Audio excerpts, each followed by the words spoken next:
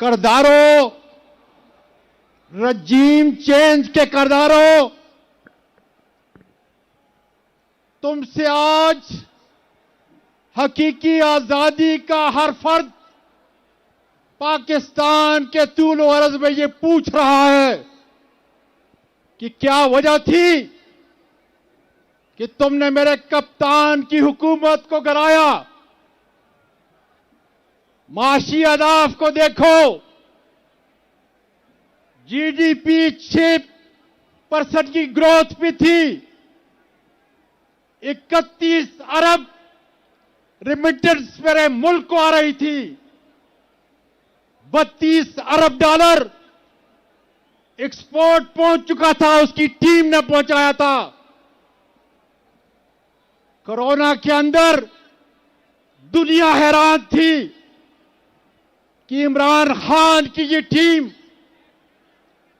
किस तरह इन्होंने इस मुल्क को तब्दील कर दिया है।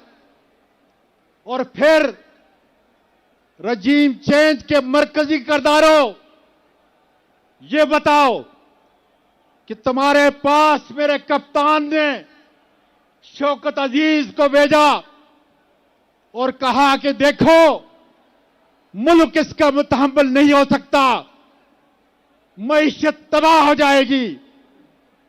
आज 8 महीने के बाद तुमने पाकिस्तान की कौम को भेड़ बकरियां समझ के कह रहे हो कि मईशत तबाह हो चुकी है। बताओ किसने तबाह की? और यह भी बता दो कि नेब के कानून को किसने खत्म किया? किसने खुद और इन 13 नौसरबाजों ने 11,000 अरब मेरे इस गरीब मुल्क का खा गए। मेरे मुल्क की अदालतें आज बंद हैं। ये बताओ मेरे मुल्क के मुअज़्ज़ज़ जजों कि इमरान खान के को कत्ल करने वाले मुजरम डॉक्टर शहबाज गिल के ऊपर तशद्दुद करने वाले, मुझ पर तशद्दुद करने वाले है जहां पर जो इलामा छोटा जैसा करदार है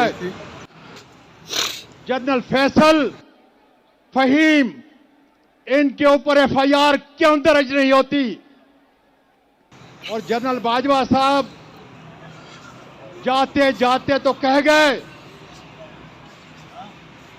कि तुमने फरवरी में यह फैसला किया कि अब कोई हमारा सियासत का पाकिस्तान आर्मी का कोई ताल्लुक नहीं होगा।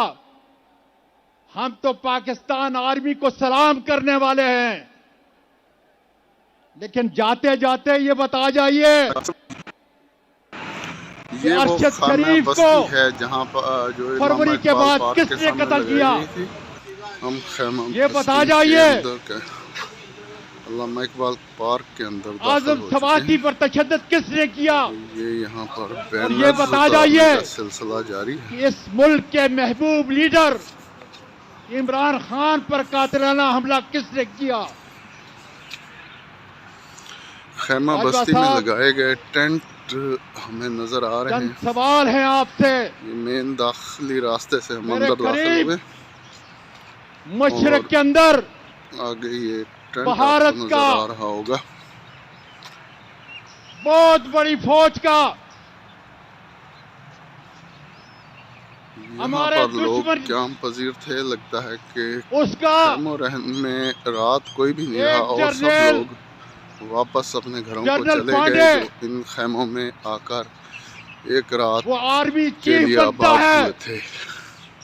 उसके टोटल एहसास 26-29 लाख रुपए है। इस कौम को बता के जाओ कि तुम्हारे हसासे कितने हैं, कहां से लाए हैं। मैं पाकिस्तान का शहरी हूं, तुमसे पूछ रहा हूं और पूछता रहूंगा उस वक्त तक जब तक मुझे जवाब नहीं मिलता। जनरल बाजवा, ये भी बता दो ये लोग कि बैनर मेरी वगैरह कौमी उठाकर सलामती लेकर जा रहे में हैं। कौन सा ऐसा इदारा है तख्ते या बैनर्स वगैरह पड़े हुए थे। जिसमें चंद ऐसे बगैरत हैं कि जो अपने कौम ये की एक माँ और कैंप के बेटियों अंदर का, यहाँ कुछ लोग उनके सोए शर्म और हुए उनके इज्जत का लिहाज नहीं नजर आ करते रहे हैं। और उनकी वीडियो बनाते हैं। कौन है वो लोग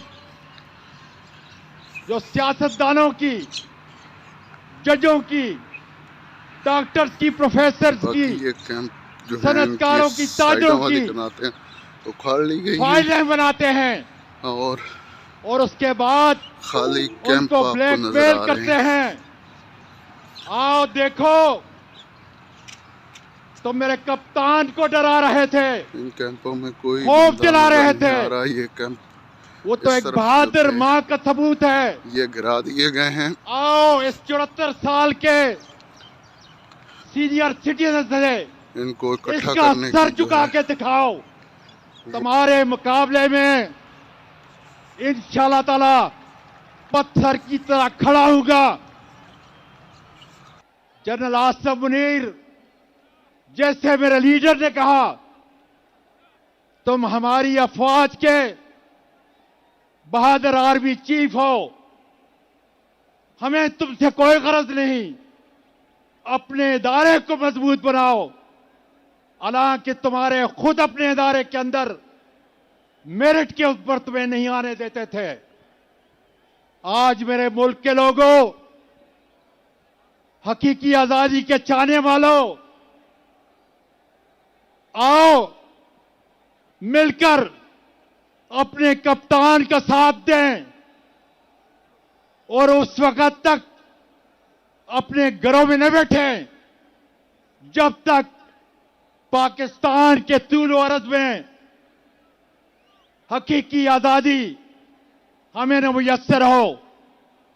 मेरी तमाम बहनों, बेटियों, छावनी में रहने वाले मेरी बेटियों, तुमने मेरे और मेरे खानदान का, तुमने मेरी बीवी के सर के ऊपर इज्जत का चादर रखी।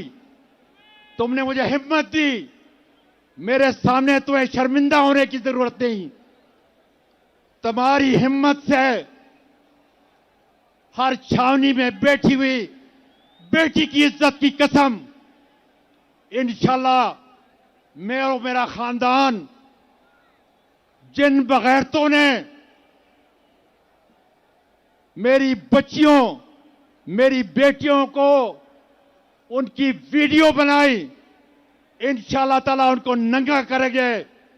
उनकी माएं, उनकी बेटियां, उनकी बीवियां मेरे लिए मुअज़्ज़ज़ हैं, मेरी कौम के लिए मुअज़्ज़ज़ हैं। लेकिन उन बगैरतों को खुदा के फजल से पूरी कौम नंगा करेगी और इनका पीछा करेगी। पाकिस्तान पाइंदाबाद। या अल्लाह, मैं जिंदगी का बहुत हिस्सा गुजार चुका हूं। दिसंबर में 75 साल का हो जाऊंगा। ये अल्लाह मेरी उम्र भी मेरे इस कप्तान को दे दे, ताकि हकीकी आजादी का जो इनकलाब में पूरे पाकिस्तान में देख रहा हूं, उस चिराग को मैं पूरे पाकिस्तान में हकीकी आजादी के साथ, नए पाकिस्तान की उम्मीद के साथ देखूं। पाकिस्तान पाइंदाबाद।